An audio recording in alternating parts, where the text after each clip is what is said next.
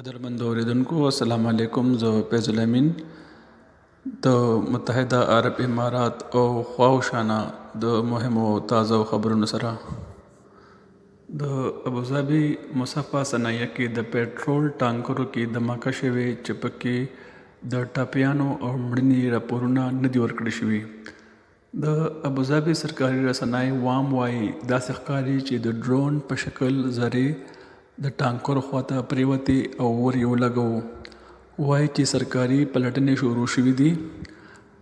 رسنۍ د ابوظبي هوایي اډې کې هم د اور لګېدنې پیښې راپور ورکړی چې په واړه کچه او بې د ټپي یا مړینې پخلی ورکوي. د متحده عرب امارات د صحت وزارت او بیړنۍ ادارې په هیواد کې د 2900 مثبت پیښې ثبت کړېدو راپور ورکړی دی چې ورسره یې د 4 مړینې راپورونه هم ورکړي دي.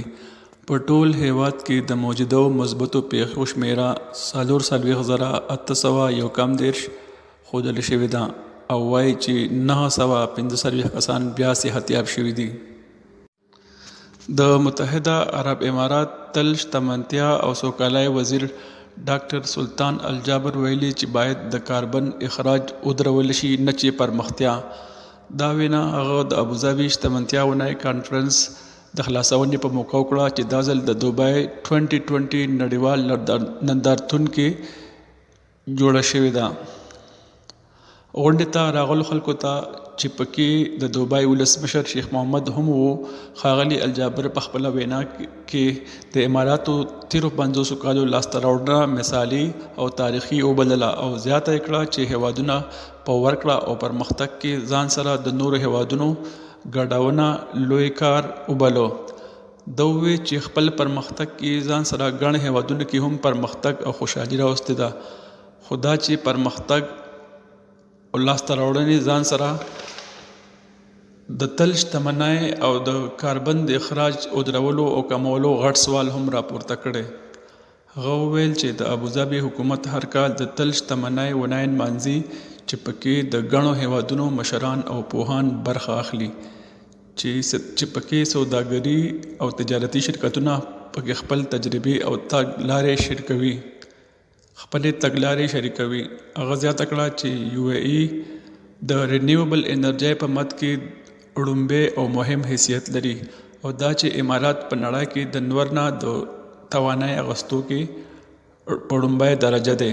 ده وویل مدار شرکت چې ابوظبي کې د مرکزي دفتر لري د نړۍ په 40 هیوادونو کې د نور او هوا نه د بجلۍ جوړولو پروژې سرته رسولي دي.